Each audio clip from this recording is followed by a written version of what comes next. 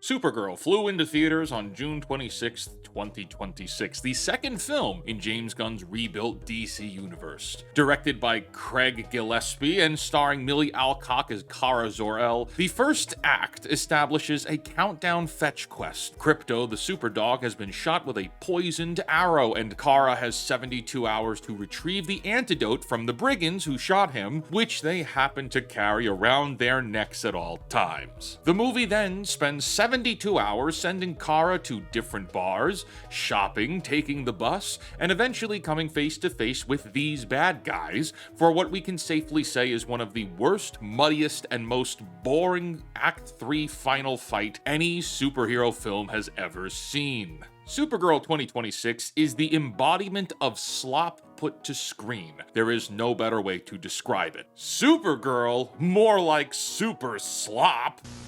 I'm the real-life Fake Wizard, and this is a Fake Wizard's review of Supergirl. If this video brings you any value, hit the subscribe button, as we're posting new reviews nearly every day. Kara Zor-El spends her 23rd birthday on a red sun planet, where Kryptonians lose their powers and she can get drunk. We're led to believe she spends most of her time on red sun planets being belligerently drunk. She has Krypto, many bottles, and a habit of dodging her cousin Clark's calls, who genuinely just wants what's best for her. A girl named Ruthie marches into the bar demanding help killing Krem of the Yellow Hills, the brigand who slaughtered her family. Kara waves her off until Krem appears, shoots Krypto with a poisoned arrow, steals her ship, and starts that 3-day countdown to retrieve the antidote. From there, it's a revenge road trip across the galaxy, with Jason Momoa's Lobo wandering in as a biker bounty hunter. The film adapts Tom King's Woman of Tomorrow, the Supergirl comic that is universally disliked across the fandom. This movie, especially as described by those involved, takes elements from True Grit and John Wick, but never actually delivers anything that feels like it belongs in this adolescent DC universe. This movie exists on and then storytelling with ridiculous levels of convenience. For instance, this happened, and then this happened, and then this happened. And that means no scene ever truly naturally flows together. The cause and effect from scene to scene is just not there. And this is only made worse by how utterly convenient the entire story is to play out. The brigands just happen to find Kara's parked ship, of course, stealing the ship, shooting Krypto, and giving Kara a reason to join the film. Ruthie just happens to find the one bar that Kara is drinking in. Lobo just happens to be sitting in the bar that our protagonists happen to find themselves in. And this happens again with Lobo, who just happens to have been captured by the brigands later on, yet he's strong enough to break out of prison at any time. Convenient, huh? Yes, it is. In Act 3, the brigands just happen to put their headquarters on a planet that has an oscillating yellow and green sun, of which the green sun just happens to neutralize Kara at a point where the writer wants Ruthie to have a little more to do in the movie before we close it out. In the final fight, the brigands have kryptonite arrows because they just happen to have kryptonite on hand, and they just happen to figure out that Kara is a Kryptonian, despite knowing what that would mean at all is virtually improbable. Lobo himself is strictly there for complete convenience. Deus Ex Lobo has no character and no arc, existing only to arrive whenever the heroes are cornered and leave once they're free. He is a plot crowbar with a motorcycle. The writing of this film is like an early ChatGPT draft, like ChatGPT, but like from 3 years ago. And worse than that, this movie expects the audience to be stupid.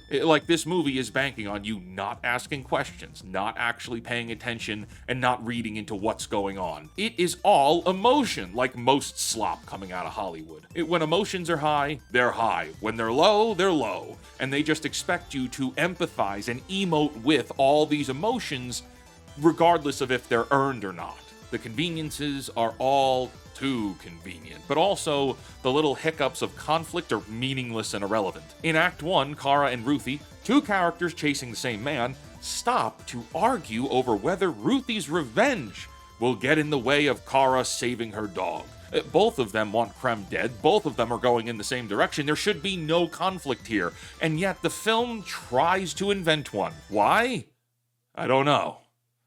I really don't know. Across 2 films now, James Gunn's DC cannot let a Kryptonian feel powerful. Superman spent his movie getting constantly humbled, and Kara spends most of hers depowered, beaten through walls, and tossed across rooms like a crash test dummy. There have been many instances where the people writing for DC or Superman have been on the record to say that writing for Superman is hard because he's too powerful. And that's a shame because it means that those people don't understand how to write Superman, or in this case, Supergirl. These people only perceive a Supergirl story worth telling is one where she is essentially nerfed for most of the film, same with Superman. And when she is powered up, she's not nearly as strong or as super as she should be. Everything about this movie's combat and action and caring, right? Like any reason for you to care, well, you can't, because everything feels fake. Everything feels artificial, and it doesn't feel super at all, even a little bit. The intent with the depowering and the nerfing is vulnerability. James Gunn and his writers believe that they need to nerf the supers to make it easier to write vulnerable heroes, but that's not what we're here to see at all. Kara in the film is unlikable as a hero, and Millie Alcock's performance does nothing to sell the Supergirl underneath. And personally, I think she is greatly miscast. Krypto is dying on a countdown. This is supposed to be a race against the clock movie, and yet Kara has time to go shopping at Space 7-Eleven more than once. At another point, Kara and Ruthie sit down for some heart-to-heart girl time, where Kara delivers a full exposition dump about Krypton, because we have time for that. We even have time for a space arm wrestle with thugs in bar number 2 instead of pressing on with the mission perhaps a little smarter or a little more aggressive. If Kara is not going to be in a rush to save her dog, like we have time for quipping and being sloppy and aura farming, then I'm not going to care about the plot because you don't care about the plot. Supergirl continues the Krypton bastardization that Superman 2025 established, where Superman's mother and father they were some kind of eugenic conquerors, and that they really did send Kal-El off to Earth with the intentions of him conquering it. For nearly a year now, people online have speculated about how this Supergirl movie would deal with that, since Kara technically was on Krypton as per the comics. She would remember it. She was there. She grew up there. Was she also a world conqueror too? Well, no. This follow-up film implies that Superman's parents were the ones who believed in conquering Earth. The rest of Krypton didn't necessarily believe in that mission. Kara's parents were good people. They were benevolent leaders. Okay, well, that just doubles down on Zor-El being bad, and that pins back to Superman's character assassination. That's all it is. And that's very much in James Gunn's style too, because it's not about legacy or honoring the legacy of Superman. His relationship with his parents is not important. Instead, Gunn likely finds this all very, very funny. Like, haha, what if we made Zor-El into a space Hitler? But it was just him. Like, the rest of Krypton is innocent. Like, he's a crazy conqueror. Wouldn't that be funny? That's the funniest thing ever, said only James Gunn. And further than that, this movie has a problem discussing the concepts of good and evil, as most modern Hollywood films do. The film wants to say, be good, be good, be good, but they don't actually explore what that means for Kara or for the world. What does being good mean here? We don't explore it. And the reason for that is Hollywood writers today have no morality. They don't believe in good or evil. They believe in a sticky moral grayness that allows them to live a life of hedonism and self-gratification.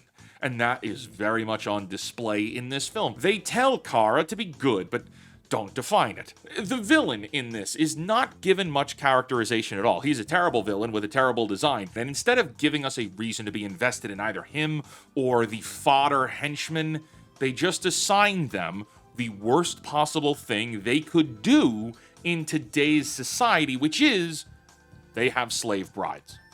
That's it. And that is a horrible thing to do. It's the worst thing that someone who only scrolls on TikTok to get inspiration for storytelling would come up with. However, if I had a nickel for every James Gunn DC movie that had strange sex plot devices in it, I'd have 2 nickels. Which is not strange if you know James Gunn, but is strange because there are only 2 movies to choose from.